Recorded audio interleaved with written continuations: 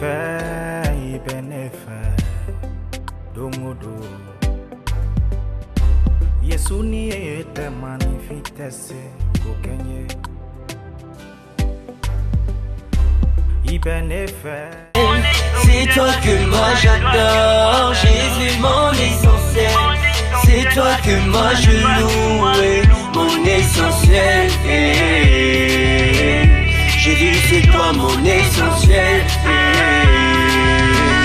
Ta présence en moi m'a fait comprendre que je suis.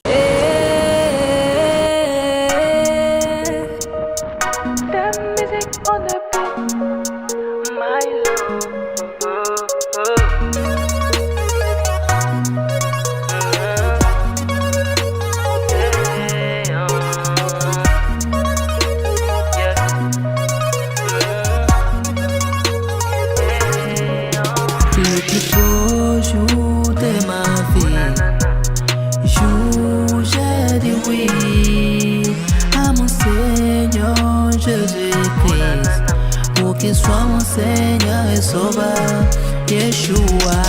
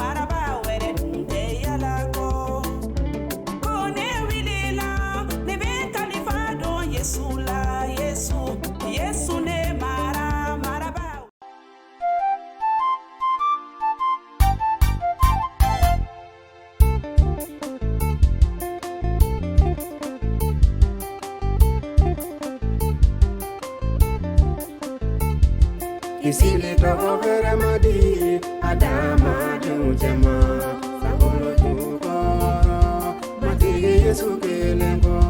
Ici les dogo veramadi, Adama jujema, Sangolo jukoro, Mati Yesu kelengo.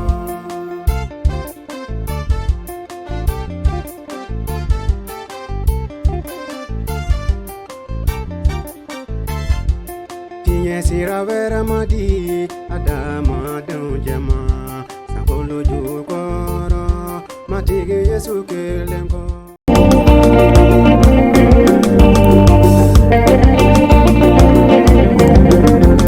Satoro banga mi toro banga mumba ma wai baba mo.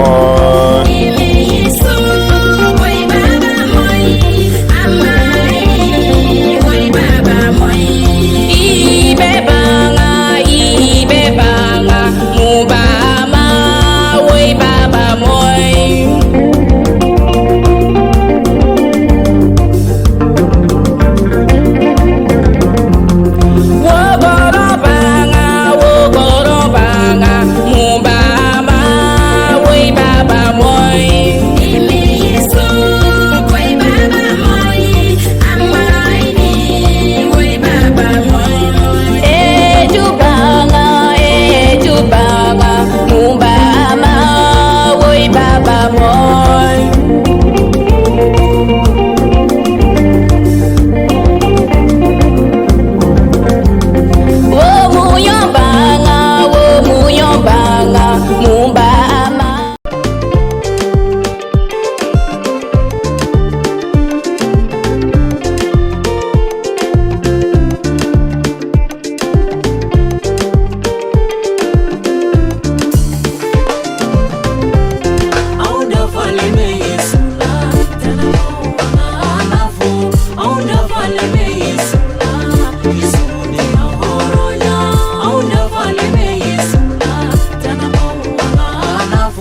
on a fallu